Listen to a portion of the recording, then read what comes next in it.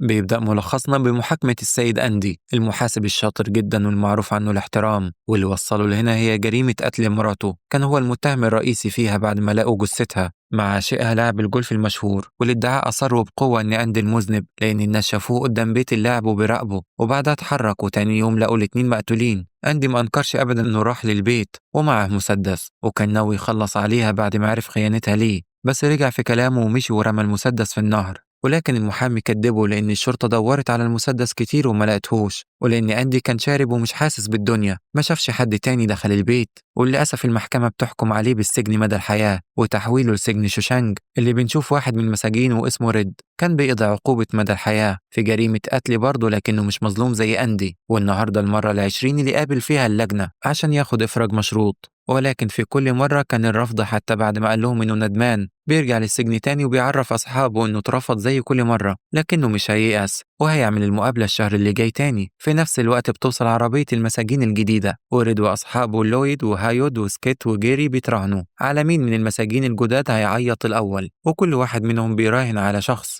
وريد بيراهن إن أندي اللي هينهار الأول. بعدها بنشوف نورتن مدير السجن بيستقبل المساجين الجداد وبيعرفهم القوانين وإن الضابط هادلي هو اللي هيتابعهم، فبلاش يعملوا غلط لأنه مش بيتفاهم. بيحضروا بعدها المساجين وكل واحد بيروح لزنزانته، وفلويد بيحاول يستفز السمين عشان يعيط وينهار وفعلا بينهار. أما ريد بيفشل إنه يخلي أندي ينطق خالص. للأسف السمين بينهار أكتر من اللازم وبيسمعوا هادلي اللي بياخده وبيضربه علقة موت. وفلويد كان متضايق عشان هو السبب بس ما كانش يعرف إنها توصل للضرب. تاني يوم كل المساجين بتتجمع في قاعة الأكل، وكان واحد منهم بيبص لأندي بطريقة مش كويسة. أندي بيلاقي في أكله دودة وبيطلبها منه السجين العجوز بروك وبيديها للطائر اللي لقاه في السجن. أما فلويد بيلم السجاير اللي كسبها، ولكن صدمهم خبر إن السمين مات امبارح بسبب الضرب الجامد اللي أخده. بيعدي شهرين على أندي في السجن وهو ساكت ومش بيحتك بحد لحد ما احتاج من رد طلب في يوم بعد ما عرف إنه بيقدر يهرب أي حاجة للسجن، وكان طلب أندي مطرقة صغيرة لحفر الصخور. بس ريد ضحك عليه وسأله لو عايز يهرب، فرد أندي إنه هيعرف إنه مستحيل لما يشوف المطرقة، وطبعا دفع أندي مقابلها كتير. وريد كان مرتاح لأندي لأنه شخص مختلف غير باقي المساجين.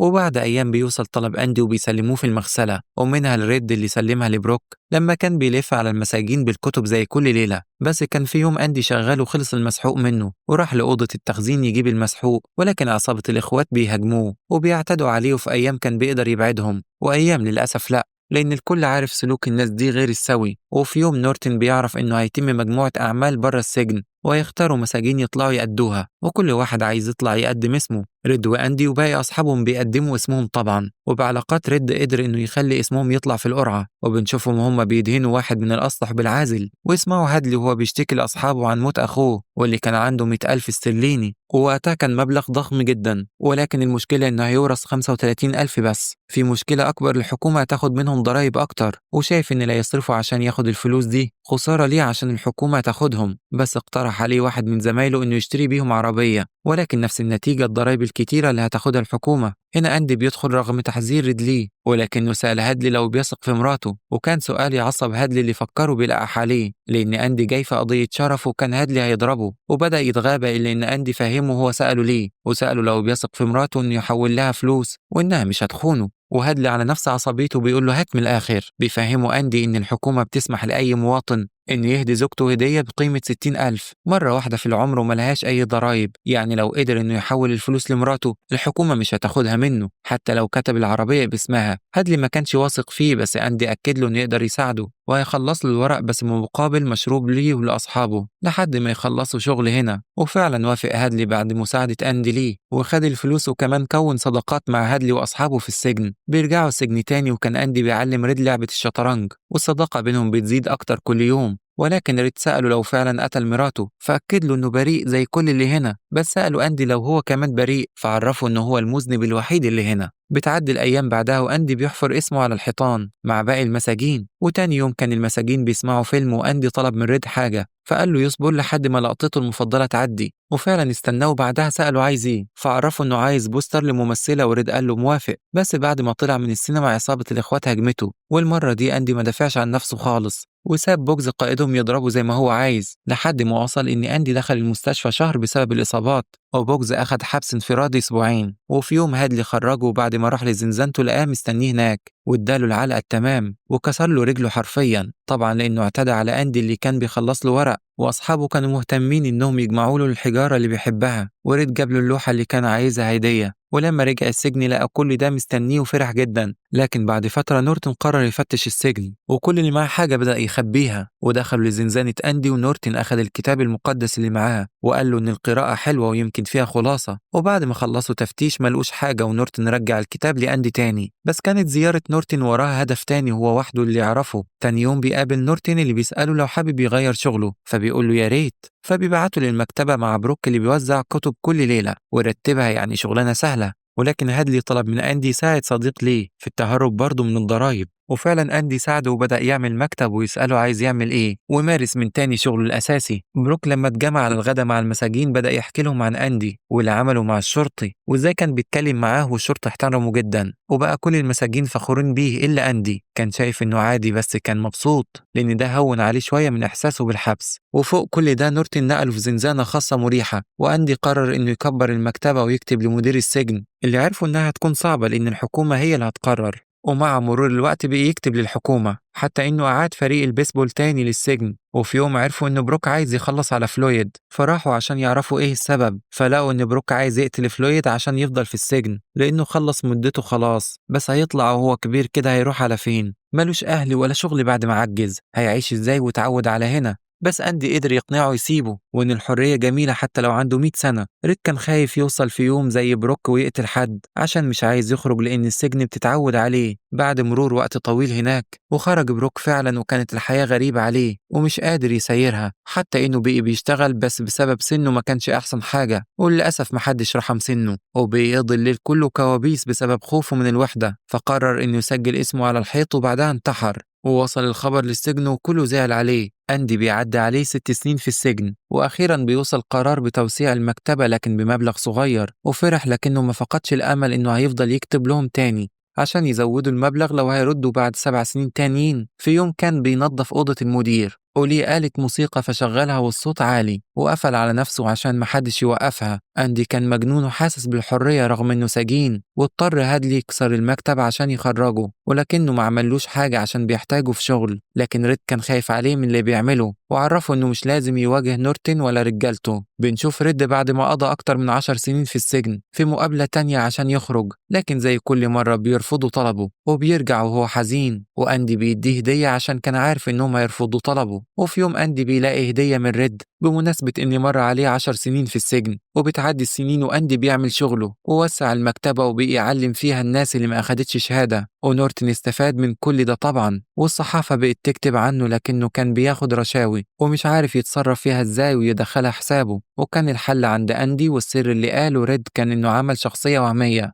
وفتح لها حساب بنكي يحول كل الفلوس عليه، وكل شهر يستف الورق لنورتن ومحدش هيكشفه. ريد قال له ده انت دماغك سم، لكن أندي عرفه انه عمره ما كان محتال ولا نصاب رغم انه يعرف الثغرات وازاي يلعب بيها. بس كان لازم يدخل السجن عشان يبقى نصاب؟ يعني اللي بيدخلوا السجن بيكونوا مجرمين ويتحولوا بعدها لناس ملتزمة. بس مع أندي حصل العكس، دخلوا بريء وهيطلع منه مذنب، ونورتن كان دايما بينفذ له طلباته عشان الفلوس اللي بيدخلها له وبيتستر عليه. وفي يوم وصل للسجن شاب اسمه جيمي في قضية سرقة، وباين عليه إنه متعود يتحبس كتير، وكان واخد 2 سنين وكان مغرور جدا، وكان باين من طريقة كلامه إنه مغرور. بس بعد ما عرف إن أندي بيعلم اللي محتاج ياخد شهادة قرر يروح له ويطلب منه يساعده ياخد شهادة الثانوية، خصوصا إنه متجوز وعنده طفلة رضيعة. ولكن أندي ما كانش عايز يعلمه إلا لما يبطل غرور، وفعلا جيمي قال له إنه هيلتزم معاه. ومرت الأيام وعلمه أندي كل اللي محتاجه هو وغيره من المساجين. وفي يوم الامتحان جيمي ملحقش يحل كل الأسئلة، وتعصب لما أندي أخد منه الورقة فأخدها منه ورماها في الزبالة، وحس بعدها بالذنب فراح لريد يعرفه اللي عمله وبيسأله هو ليه دايما بارد.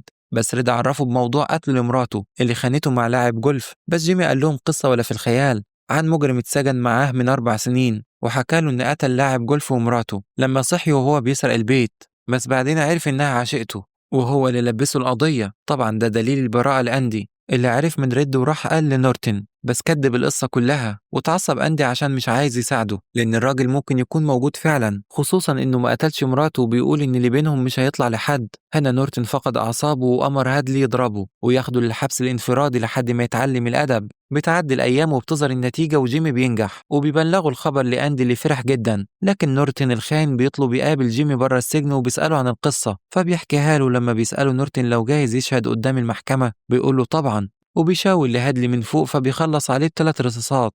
وطبعا السبب موجود، محاولة هروب. وبيموت جيمي ومعاه السر، ونورتن بيروح لأندي وبيعرفه اللي عمله وبيقول له يعقل بقى عشان يرجعوا لشغلهم تاني. بعد شهر بيخرج أندي من الحبس الانفرادي وواضح عليه إنه فاقد الأمل، ولما ريد بيقعد معاه بيتكلم أندي عن موت مراته عشان حاسس إن هو المذنب الوحيد اللي في موتها، لأنها كانت بتشتكي من بروده معاها وكتير طلبت منه يتغير لكنه نسيها، ومع الوقت ونسي إنها محتاجة حب، عشان كده دورت عليه بره وكان السبب في موتها. يعني لو ما كانش هو أهملها ما كانتش خانته ولا ماتت. ريد بيحاول يهديه ويعرفه إنه ملوش ذنب، لكن أندي بيتكلم عن الحرية وإنه زهق من السجن، وبيكلم ريد عن قرية بعيدة فيها صخور مميزة وهناك اتعرف على مراته، وبيطلب من ريد لو يوم خرج من هنا يروح للصخرة دي ويرفعها هيلاقي تحتها حاجة تخصه. وكلمه كمان عن قرية في المكسيك بتطل على البحر وإنه بيتمنى لو يعيش فيها، بس ما يعرفش السجن هيسرق قد إيه من عمره. بعدها بيروح لزنزانته من غير ولا كلمة، ولكن ريد كان قلقان عليه وسأل أصحابه لو أندي قال لهم حاجة، بس فلويد حس إنه متغير برضه وعرفهم إنه أخد حبل منه. وخاف ريد إنه ينتحر زي بروك، بس للأسف ملحقش يطمن عليه عشان كان وقتها بيخلص شغل نورتن اللي بعد ما سلمه الورق طلب منه يلمع الجزمة وينظف البدلة زي كل يوم. ورجع بعدها زنزانته، كان وقتها الكل اتقفل عليه وخاف ريد إنه يعمل في نفسه حاجة. وعدت الليلة دي طويلة جدا عليه، مش عارف بكرة هيلاقي صاحبه عايش ولا ميت. وتاني يوم الصبح بيطلع كل المساجين إلا أندي اللي بينادوا عليه، وخاف ريد لما ما خرجش إنه يكون فعلا مات. بس لحسن الحظ مش بيلاقوه في الزنزانة أصلا، يعني هرب بس إزاي ومنين والزنزانة مقفولة.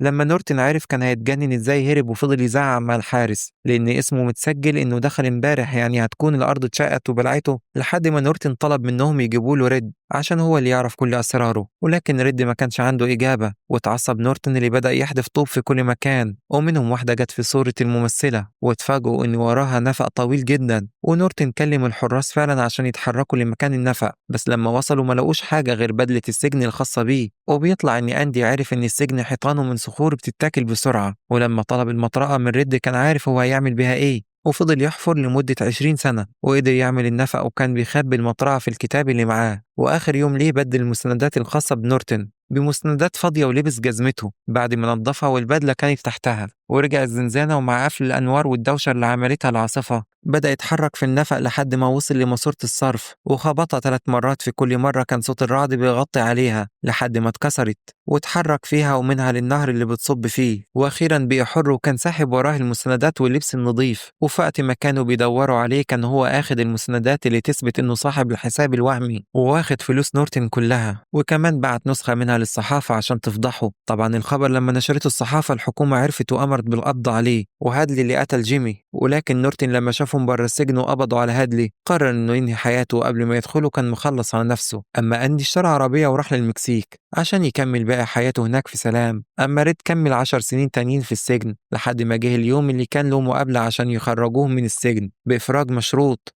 وزي كل مرة كان متوقع الرفض، بس المرة دي كانت إجابته مختلفة هي اللي خلت المسؤول يغير رأيه، لأنه حس فعلا بالندم إنه ضيع حياته مقابل لا شيء. وقال لهم إن لو رجع به الزمن هيقابل نفسه وهو شاب ويحكي له اللي شافه بعد اللي عمله، وينصحه يرجع لأن الحياة ما تستاهلش إنه يضيعها بسبب غضبه. بس للأسف الوقت فات والعمر عدى وما بقاش فارق معاه يخرج أو يستنى. والمرة دي إجابته كانت مقنعة جدا عشان هو نفسه حاسس بيها، ووافقوا على خروجه رغم إنه ما كانش عايز يخرج. وراح ريد لنفس أوضة بروك وشاف اسمه على الخشب ومسك نفس الوظيفة في الماركت. والحياة كانت عكس اللي سابها تماما، عربيات كتيرة وناس مستعجلة وحياة الحرية ما كانش لسه متعود عليها. لكنه زهق وقرر يروح للمكان اللي أندي وصفه له قبل ما يهرب من السجن. وفعلا راح، ورغم إنه اتغير كتير قدر إنه يلاقي الصخرة واللي كان تحتها علبة لقي فيها جواب من أندي وكمان فلوس عشان يسافر له المكسيك. وريد كان خايف لأنه يتعدى على القانون لتاني مرة، لكن المرة دي هيعيش بحرية لآخر يوم بحياته. عشان كده أخد قراره إنه هيسافر لأندي المكسيك، وطبعا هو المفروض ما يخرجش بره البلد، بس بما إنه عجوز فكان عارف إن محدش هيدور وراه أصلا. وفعلا ركب ريد عربية وسافر لمسافات طويلة، وليه أندي أخيرا زي ما وصف بالظبط على قارب صغير على البحر، وعايش بكل حرية. وأول ما شافه فرح جدا وأخده بالحضن. ولحد هنا بيخلص فيلمنا.